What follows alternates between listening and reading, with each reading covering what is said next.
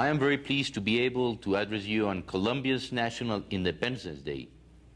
The business people and diplomatic corps of Texas, especially those of Houston, have solidified a fruitful partnership with Colombia during my administration. The outcome of our alliance is a matter of pride for us both. Today, I want to take the opportunity to thank the people of Houston once again for having stood by my government in such a decided way for the past years. Just last October, I came to Houston to urge support for the Plan Colombia aid package and encourage you to invest in my country. I explained then that we were embarked in a peace process with enormous significance, both because it will silence the arms that had been destabilizing the country for over 40 years, and because it will ensure that Colombia maintain its stance as an attractive investment destination, taking advantage of its historic, economic, and legal stability and unsurpassable geostrategic location.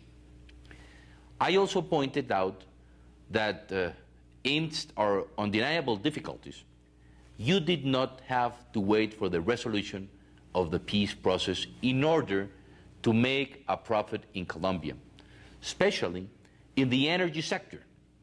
You, the business people of the energy capital of the world, pledged support for the Plan Colombia aid package and said you will consider our investment opportunities. Houston's entrepreneurial community has been very active in requiring that my administration change legislation and push measures that will result in further investment incentives. Today is such a happy occasion because we can both say we have delivered. We have both honored our word. It has great significance to me to be able to share our satisfaction at the concrete results we have attained on our most important national holiday.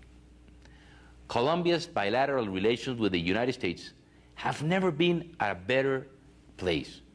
An aid package worth $1.3 billion was awarded by the American Congress and the American government to Colombia. This marks the confidence of the American government and legislative branch in our peace strategy. It marks the beginning of a time where the U.S. strengthens its position as a decided partner in the war against drugs.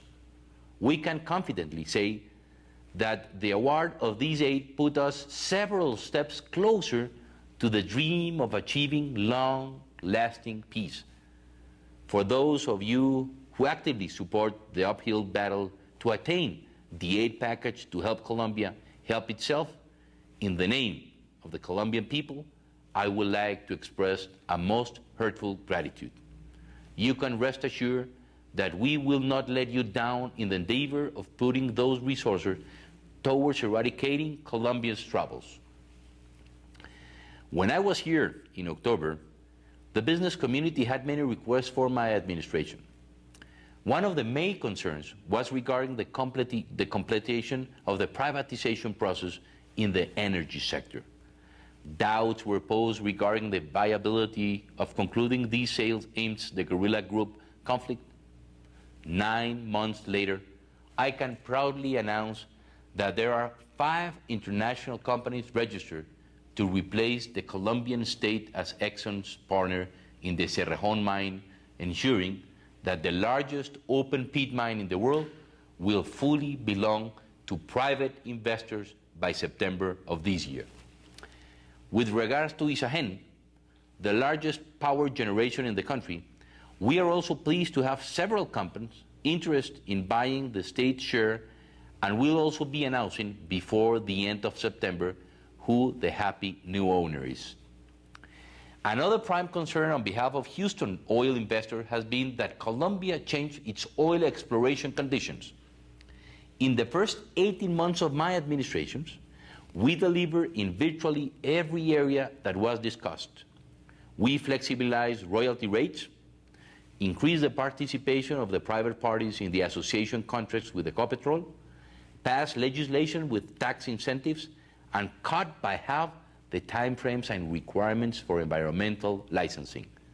These governments' decided commitment to reactivating oil exploration already has visible results to show.